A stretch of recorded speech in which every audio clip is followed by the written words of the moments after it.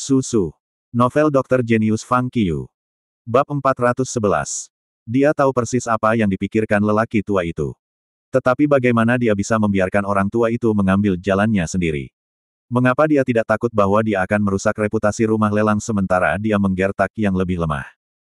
Sekarang dia tahu bahwa dia tidak bisa mengalahkan Fang Qiu, dia akhirnya ingin berunding dengannya. Rupanya, lelaki tua itu berusaha membuat kesepakatan dengan Fang Qiu dan memberikan beberapa manfaat kepadanya, sehingga ia bisa menyelesaikan masalah dengan sempurna. Namun, Fang Qiu tidak peduli dengan uang apapun. Yang dia inginkan hanyalah harta karunnya. Dia tidak akan pernah melepaskan siapapun yang berani mengambil barang-barangnya. Menjadi jahat. Melihat pria tua itu, Fang Qiu berkata dengan nada mencemooh, "Kaulah yang membuatku jahat." Orang tua itu tertegun. "Maukah kamu mengembalikan harta saya, atau saya akan pergi dan mengambilnya sendiri?" Fang Qiu menuntut. "Kamu, baiklah." Lelaki tua itu menahan napas, mengertakkan gigi, tetapi berhasil tetap tenang. Lalu dia melambaikan tangannya dan berkata, "Keluarkan mereka." Dia tidak punya pilihan. Bahkan di masa jayanya, dia tidak bisa menyaingi pria misterius itu, apalagi dia terluka sekarang. Meskipun mereka telah melatih sejumlah praktisi seni bela diri di rumah lelang, tidak mungkin mereka bisa bersaing dengan pria misterius itu. Jika mereka melakukannya, mereka hanya akan terbunuh. Jika mereka menjengkelkan pria misterius itu, maka mereka mungkin akan berakhir dengan sesuatu yang lebih buruk. Pada saat itu, mereka tidak akan hanya kehilangan rumah lelang ini. Mereka mungkin menderita beberapa kerugian yang tak terhitung. Karena lelaki misterius itu begitu bertekad, lelaki tua itu percaya bahwa dia tidak akan mundur kecuali dia mendapatkan kembali hartanya. Lagi pula, pria misterius itu akan tetap memperjuangkan harta karun. Mereka tidak harus mengambil kerugian seperti itu. Orang tua itu memberi perintah. Segera, 3 pria keluar dengan harta karun itu. Di antara ketiga pria itu, 2 dari mereka adalah orang-orang yang merampok He Gaoming pada hari itu. Mereka masih berpakaian seperti sebelumnya. Meskipun salah satu dari mereka telah mengubah gaya rambutnya, He Gaoming masih mengenali mereka segera. Orang-orang itu. Melihat ketiga pria itu, He Gaoming segera melompat ke platform lelang, menunjuk ke arah mereka, dan berkata, "Mereka merampok saya dan mengambil harta saya." Ketika orang banyak datang ke perasaan mereka dari pertarungan sengit sebelumnya, mereka mulai saling berbisik. "Apakah kamu benar-benar merampoknya? Karena kamu punya nyali untuk mencuri harta bumi dari orang misterius itu, kenapa kamu tidak langsung saja mencuri harta surganya?" Mereka dipukuli oleh John Doe seperti itu karena merampok beberapa harta karun bumi darinya. Jika mereka berani merampok surga harta karunnya, saya yakin dia bahkan akan menghancurkan seluruh bangunan. Kalian tidak tahu malu. Dia sudah setuju untuk melelang, dan Anda masih melakukan perampokan. Sejenak, para penonton mulai mengkritik orang-orang di rumah lelang. Sementara itu, di blok lelang, Fang Qiu berkata kepada He Gaoming, "Ambil harta." Setelah He Gaoming melompat dari blok lelang, Fang Qiu menambahkan, "Setujui skor bersama mereka." Ketika He Gaoming mendengar itu, matanya bersinar. Dia berjalan ke arah orang-orang yang memegang harta, mengambil 3 harta bumi. Lalu tanpa ragu, dia dengan giat menendang perut mereka. Dia ingat apa yang mereka lakukan padanya ketika mereka berada di toilet hotel. Perutnya masih sakit sampai sekarang. Bagaimana mungkin dia tidak membalas dendam atas hal ini? Ketiga pria itu akan memukulnya kembali. Mereka semua laki-laki. Bagaimana mereka membiarkan He Gaoming memperlakukan mereka seperti itu? Lagi pula, dia bukan tandingan mereka. Tetapi pada saat berikutnya, mereka menemukan bahwa mereka tidak bisa bergerak sama sekali. Banyak tekanan tiba-tiba muncul dan menghentikan mereka untuk bergerak. Di bawah tekanan, mereka bahkan tidak bisa membuka mulut, apalagi melawan balik. "Bang, bang, bang. Beraninya kau merampokku. Kau bahkan mengalahkannya denganku. Aku bilang sebelumnya, bunuh aku jika kamu bisa. Kalau tidak, aku pasti akan membuatnya sangat buruk untukmu." He Gaoming menendang dan meninju saat dia berbicara. Fang Qiu hanya menyaksikannya memukuli orang-orang itu. Pria tua yang terluka itu ingin menghentikannya, tetapi ketika dia bertemu dengan mata pria misterius itu di udara, dia memutuskan untuk tidak ikut campur. He Gaoming tidak berhenti sampai dia mengalahkan mereka selama 3 menit. 3 pria yang tidak bisa bergerak sama sekali sudah memuntahkan darah. Jelas, mereka terluka parah. Tepuk. He Gaoming menepuk tangannya dan menatap ketiganya. "Aku akan mengampunimu hari ini. Lain kali kamu berani memprovokasi tuanku atau aku lagi, aku akan mengalahkanmu." He Gaoming mengangkat kepalanya tinggi-tinggi, berbalik dengan bangga dan melompat dari blok lelang. Tuan, hartamu. He Gaoming berseri-seri saat menyerahkan bumi harta kepada Fang Qiyu. Fang Qiyu meraih dan mengambil alih Ichichel Flower, yang berada di peringkat ke-54, dan Heavenly Sinhon, yang berada di peringkat ke-46. Dia Gaoming segera menyingkirkan buah api, yang berada di peringkat ke-39. Fang Qiyu terutama meninggalkan buah berapi untuk Li Ji, dan dia sudah meminta Li Ji untuk mengambilnya dari He Gaoming. Karena itu, He Gaoming membantunya menyimpannya untuk sementara waktu. Li Ji juga berbicara dengan He Gaoming di telepon sebelumnya. Pada saat itu, Li Ji memilih buah yang berapi-api di antara 3 bumi harta. Li Ji diikat sehingga dia tidak datang ke He Gaoming saat ini. Dia telah meminta He Gaoming untuk membawa bumi harta karun kepadanya ketika dia kembali ke kota Jiangjing. Tak satu pun dari mereka akan mengharapkan ini terjadi ketika He Gaoming baru saja tiba di ibu kota. Untungnya, mereka akhirnya mendapatkan harta itu kembali. Mendapatkan harta, Fang Qiyu segera menarik kembali kekuatannya. 3 pria yang tidak bisa bergerak sebelumnya segera berlutut dan semuanya memuntahkan seteguk darah. Mereka menatap He Gaoming dengan mata penuh kebencian. He Gaoming mengabaikan mereka. Mereka bertiga tidak berani bergerak. Mereka tahu bahwa kekuatan kuat yang menyebabkan mereka tidak bisa bergerak disalurkan oleh pria misterius itu. Bahkan marsial superior kelas 7 tidak cocok untuknya. Mereka akan menggali kuburan mereka sendiri jika mereka memilih untuk menghadapinya. Tidak ada yang bisa mereka lakukan. Dalam situasi seperti itu, yang bisa mereka lakukan hanyalah menahan amarah mereka bahkan jika gigi mereka patah. Bagaimana pertunjukan ini? Fang Qiyu bertanya, melirik para penonton sambil memegang 2 harta karunnya. Baca bab lebih lanjut tentang VIP Novel. Semua orang mengangguk tanpa sadar. Ini jelas merupakan pertunjukan yang luar biasa. Selain pertempuran sengit, mereka juga menunjukkan perilaku memalukan dari rumah lelang. Ini hanyalah sebuah drama balas dendam. Karena semua orang berpikir itu baik, mari kita lanjutkan pertunjukan, kata Fang Qiyu. Kerumunan tertegun. Terus, apa lagi yang bisa mereka lihat? Pria misterius itu sudah mengambil kembali hartanya dan membalas dendam. Apa lagi yang akan dia lakukan? Tepat ketika semua orang bingung, Fang Qiyu menyerbu kedua tangannya dengan bumi bendahara. Siapa yang menginginkan bumi harta karun? Semua orang senang ketika mereka mendengar itu. Apakah Anda akan melelang bumi harta karun? Seseorang bertanya. Harta bumi adalah untuk dijual. Jika saya tidak menjualnya sekarang, lalu kapan? Fang Qiyu menjawab. Lalu dia berbalik ke He Gaoming. Kamu yang bertanggung jawab atas pelelangan ini. Dia menyerahkan bumi harta kepada He Gaoming, lalu melambaikan tangan kanannya di udara, yang membuat kabinet di sebelah kursi yang sangat mewah di lantai 2 segera terbang dan mendarat di blok lelang. Melihat apa yang dia lakukan, He Gaoming segera meletakkan Ichichel Flower di kabinet. Item pertama, bunga es, yang berada di peringkat No. 54. Melirik kerumunan, He Gaoming berkata, harga lantai adalah 500.000, dan setiap harga tambahan adalah 100.000 yuan. Biarkan pelelangan dimulai. He Gaoming benar-benar tahu cara mengendalikan atmosfer. Banyak orang di ruangan itu tahu bahwa lelaki misterius itu hanya mengambil uang tunai untuk penjualan, sehingga banyak orang tidak berani menaikkan tawaran karena mereka tidak punya cukup uang. Akibatnya, harga lelang Ichichel Flower ditetapkan pada 1 juta. He Gaoming tampaknya memahami pikiran orang-orang, katanya ketika dia akan menentukan pembeli, Anda dapat mentransfer uang secara online di lelang ini. Ketika itu keluar, harga bunga es naik lagi dan akhirnya mencapai 1,5 juta. Lelang untuk Heavenly Sinhon menjadi lebih kuat karena itu adalah yang terakhir di lelang. Harga akhir juga melampaui Ichichel Flower dan mencapai 1,7 juta. Fang Qiyu puas dengan hasilnya. Ketika pelelangan selesai, orang-orang yang mendapatkan bumi bendahara mentransfer uang itu ke He Gaoming di tempat. Melihat pelelangan berjalan dengan baik, pria tua itu menyesali apa yang telah dilakukannya. Jika dia tahu ini akan terjadi, mengapa dia merampok mereka? Mereka hanya bernilai jutaan. Dan dia hanya merusak reputasi mereka untuk mereka. Bagaimana dia bisa hidup di dunia seni bela diri? Sekarang ketika dia memikirkannya, lelaki tua itu merasa frustrasi. Dia hanya bisa menyalahkan dirinya sendiri karena meremehkan pria misterius itu. Dia tidak tahu bahwa pria misterius itu bisa sangat kuat. Sekarang dia benar-benar berbalik melawan pria misterius itu. Dia sangat membencinya. Meskipun dia tidak memiliki rumah lelang, dia mengambil alih itu saat ini. Dan dia juga seorang tokoh terkemuka di dunia seni bela diri. Pria misterius itu hanya merusak pelelangannya tanpa menunjukkan rasa hormat padanya. Dia sangat marah. Namun, tidak masalah bahkan jika orang tua itu sangat membencinya, karena semua orang di forum Wulin sudah gila sekarang. Mereka menerima berita bahwa pria misterius itu bergegas ke rumah lelang Baoyi.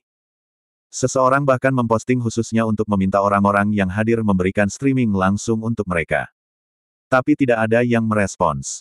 Semakin situasinya dipertahankan, semakin banyak orang yang ingin tahu dan cemas di forum. Orang-orang menjadi gila, berkata, apa yang terjadi? Apakah pria misterius itu menang? Banyak orang terus bertanya. Tidak peduli seberapa keras mereka mencoba bertanya, tidak ada seorang pun di pelelangan yang menjawab. Ketika semua orang mulai gelisah, seseorang memposting di forum. Peringkat pria misterius naik lagi. Seseorang secara tidak sengaja melihat daftar atasan marsial dan mendapati bahwa peringkatnya naik dari No. 989 hingga No. 812. Dalam daftar pemimpin bela diri, No. 812, pria misterius, John Doe. Rekam, kalahkan, Yin Lao Guai kekuatan, kelas 7 dengan 1 pulsa. Melihat daftar pemimpin bela diri yang baru, seluruh forum penuh dengan diskusi. Nama asli Yin Lao Guai adalah Yin Chen. Sebelum itu, ia berada di peringkat No. 812 dalam daftar pemimpin bela diri. Kekuatannya telah mencapai tingkat marsial superior kelas 7, yang berarti bahwa dia tidak hanya mengembangkan 12 meridian, tetapi juga membuka pulsa super. John Doe mengalahkan Yin Lao Guai. Sial, Yin Lao Guai bertanggung jawab atas rumah lelang Baoyi. Ketika rumah lelang Baoyi mengumumkan bahwa mereka akan memasuki dunia seni bela diri, mereka secara khusus mempostingnya untuk memberi tahu dunia. Jadi, apakah John Doe benar-benar menantang rumah lelang Baoyi? Terima kasih masih bersama channel Carrot Susu. Bab 412. Semua orang kaget di forum online Wulin. Meskipun sejak awal semua orang berharap bahwa pria misterius itu bisa menghadapi rumah lelang Baoyi, sekarang ketika ini benar-benar terjadi, mereka semua merasa luar biasa. Orang-orang bahkan tercengang ketika mereka menemukan bahwa pria misterius itu mengalahkan Yin Lao Guai dalam daftar pemimpin bela diri. Adapun mereka, apa yang dilakukan pria misterius itu sulit dipercaya. Rumah lelang Baoyi, yang berada di peringkat 10 besar di Cina, adalah rumah lelang besar dengan popularitas internasional. Yin Lao Guai bahkan berada di peringkat 1000 teratas pada daftar pemimpin bela diri sejak dulu. Dia adalah tokoh terkemuka di dunia seni bela diri. Tidak ada yang menyangka bahwa John Doe yang hanya marsial superior kelas 2 mampu mengalahkan sosok yang kuat. Sementara semua orang terkejut, para praktisi di tempat itu mulai memposting di forum online Wulin. John Doe menang. John Doe tidak hanya mengeluarkan bukti bahwa rumah lelang Baoyi merampok bumi harta karun miliknya, tetapi juga mengalahkan Yin Lao Guai, menghancurkan rumah lelang, dan bahkan menjual bumi harta karun di depan staf rumah lelang. Sejenak, orang-orang yang berada di rumah lelang mulai menceritakan apa yang terjadi. Praktisi seni bela diri di forum online Wulin semua tertegun dan mulai berseru. Sial, dia mengalahkan marsial superior kelas 6 dengan satu gerakan. Bagaimana dia bisa begitu kuat? Rumah lelang Baoyi, saya ingat ketika mereka beriklan di forum, mereka mengklaim bahwa alasan mengapa mereka memilih nama ini adalah karena mereka ingin memberitahu dunia bahwa mereka akan selalu menempatkan minat penjual di tempat pertama. Dan mereka akan berusaha untuk memaksimalkan minat penjual. Nah, lihat apa yang mereka lakukan sekarang. Mereka merampok barang-barang dari penjual. Serius. Itu hanya omong kosong. Anda sebaiknya memikirkan bagaimana menyelamatkan hidup Anda sendiri dulu, Baoyi. Sialan, kamu ingin memasuki dunia seni bela diri dengan sikap itu. Sebagai rumah lelang, bagaimana kamu bisa begitu berbahaya? Kalian layak mendapatkannya. Aku tidak berani membahasnya sebelumnya, tapi aku bisa mengatakannya sekarang.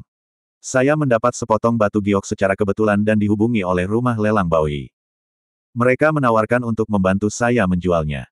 Namun, begitu saya tiba di ibu kota, batu giok itu disambar. Meskipun itu bukan surga atau bumi harta karun, itu juga terjual sekitar 3 juta. Selain itu, rumah lelang yang menjual batu giok adalah rumah lelang Baoyi. Ternyata, rumah lelang ini tidak bisa dipercaya.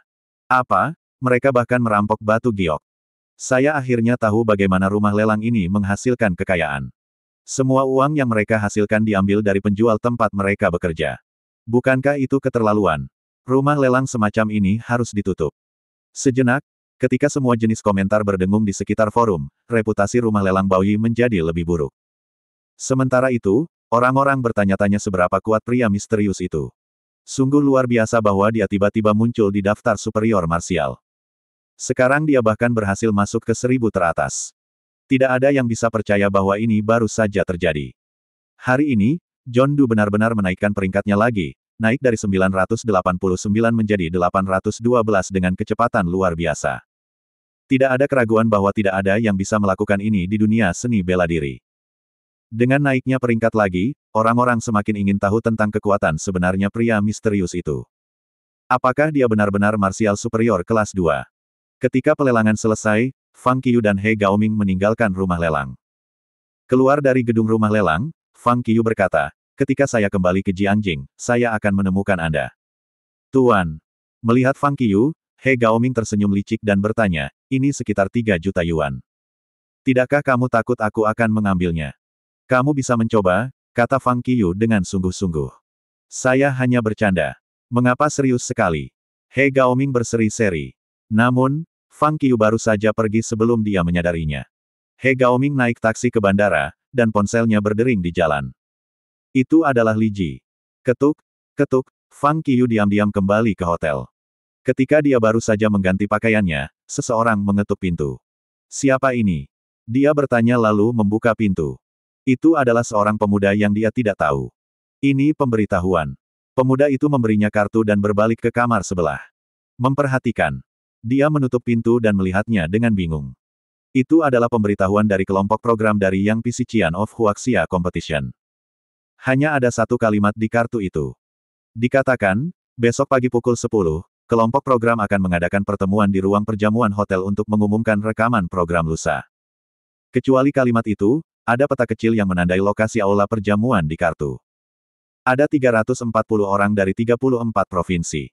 Tentu saja, mereka perlu mengadakan pertemuan di ruang perjamuan.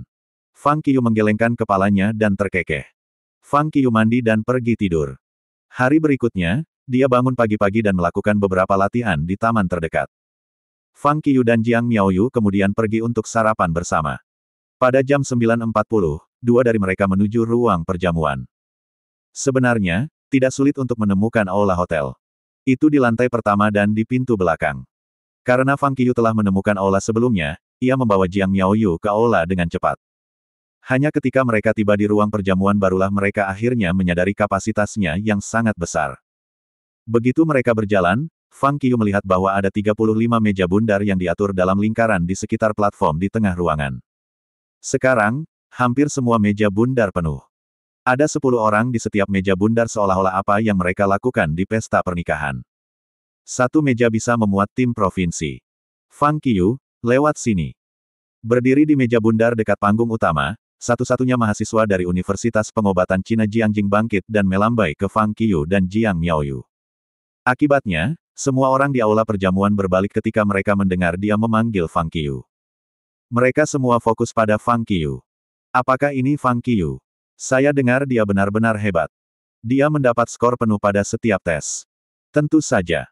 Dia diundang ke pertunjukan bahkan sebelum kompetisi dimulai. Yah, dia agak tampan. Orang-orang mulai berbicara tentang Fang Qiyu. Dengan semua mata terpaku pada Fang Qiyu, ada kecemburuan, keraguan, pengakuan, dan penghinaan. Namun, beberapa di antaranya istimewa. Di meja bundar di tempat terjauh dari panggung utama, seorang pria muda dengan ekspresi kutu buku di wajahnya menatap penasaran pada Fang Qiyu, matanya yang besar berkilau karena penasaran. Setelah menatap Fang Qiyu sebentar, pria muda itu bertanya kepada pria di sebelahnya, apakah dia Fang Qiyu? Ya, Tuan Gu tertarik padanya. Pria itu bertanya. Hah? Pria muda itu tertawa dan memalingkan muka dari Fang Qiyu. Fang Qiyu terlihat sangat biasa. Di meja lain, seorang pria muda yang tampak sedikit lebih dewasa dengan janggut, mengerutkan kening dan bergumam, apakah dia benar-benar sangat mengesankan. Mendengar apa yang dia katakan, pria di sebelahnya berkata, Tuan Chen, kompetisi akan dimulai besok. Anda akan melihat kemampuannya saat itu. Ngomong-ngomong, Anda berasal dari keluarga Chen dari Luoxi. Saya yakin Anda tidak akan terintimidasi oleh anak ini. Jangan meremehkan musuhmu. Pria muda itu menggelengkan kepalanya dan terlihat cukup tenang. Haha, ini dia. Apakah itu Fang Qiyu? Tak jauh dari situ, seorang pemuda yang tampak murung dengan kepala kecil terus tertawa. Bisakah kamu berhenti tertawa, Li San Xiao? Seorang gadis di sebelahnya mengerutkan kening. Dia tampak sedikit tidak sabar. Oke, haha. Li San Xiao mengangguk. Dia menarik pandangannya setelah melihat lebih dekat pada Fang Qiyu, tampak agak serius sekarang. Di meja lainnya, seorang wanita berwajah dingin menatap lurus ke arah Fang Qiyu. Meskipun mereka jauh, dia juga memandang Fang Qiyu dari kepala sampai ujung kaki. Leng, apakah kamu tertarik padanya? Di sampingnya, seorang pria yang selalu memusatkan perhatian pada wanita ini menoleh untuk melihat Fang Qiyu dan kemudian menatap mata wanita di sebelahnya. Dia segera mengangkat alisnya, bertanya dengan tidak senang. Dia lebih baik darimu, kata wanita itu dengan acuh tak acuh, lalu membuang muka. Pria itu membeku, dan wajahnya menjadi gelap. Kebanyakan orang yang hadir mengenal keempat orang ini. Mereka telah menarik minat banyak orang di Weibo karena mereka adalah orang-orang yang memasuki kompetisi dengan skor penuh seperti Fang Qiyu. Apalagi mereka berasal dari 4 keluarga terkemuka. Mereka adalah, Gu Shaoyu dari keluarga Gu di kota Jiangdong. Chen Ziju dari keluarga Chen di kota Luoxi. Li Sanxiao dari keluarga Li di kota Huainan. Leng Wenzuo dari keluarga Leng di kota Jiangbei. Ketika keempat orang itu memasuki aula, mereka menjadi sorotan seperti halnya Fang Qiyu. Meskipun orang tidak tahu kekuatan sebenarnya dari keempat orang itu, tidak ada yang berani menanyai mereka, hanya karena mereka memiliki keluarga yang kuat di belakang mereka. Orang-orang cenderung percaya bahwa orang-orang dari keempat keluarga terkemuka ini haruslah kuat. Kecuali 4 ini, ada 4 lainnya, menonton Fang Qiyu dalam gelap. Fang Qiyu. Di sudut, seorang pria muda dengan topi dengan rambut panjang, tampak seperti wanita dari belakang, tersenyum pada Fang Qiyu berjalan ke meja. Dia merasa sangat percaya diri tentang dirinya sendiri. Ini adalah Fang Qiyu. Seorang pria muda dengan potongan rambut melirik Fang Qiyu. Jenius tidak terlihat seperti itu. Lalu dia berbalik tanpa melihat sekali lagi pada Fang Qiyu. Kali ini, tuanku membiarkan aku datang sendiri. Jelas bahwa dia tidak akan ikut campur, tidak peduli berapa banyak masalah yang akan saya buat. Di atas meja di samping pakaian Fang Qiyu, seorang pemuda berjins ripet dan hoodie merah mengguncang kakinya dan memandang Fang Qiyu dengan senyum lembut dan dingin di matanya. Saat mereka berjalan ke meja mereka, Fang Qiyu dengan ramah menarik kursi untuk Jiang Miaoyu. Dia mulai melihat sekeliling saat Jiang Miaoyu duduk. Dia memandangi 8 orang yang baru saja menatapnya, lalu duduk dengan senyum di wajahnya. Ruang perjamuan diisi dengan suara diskusi.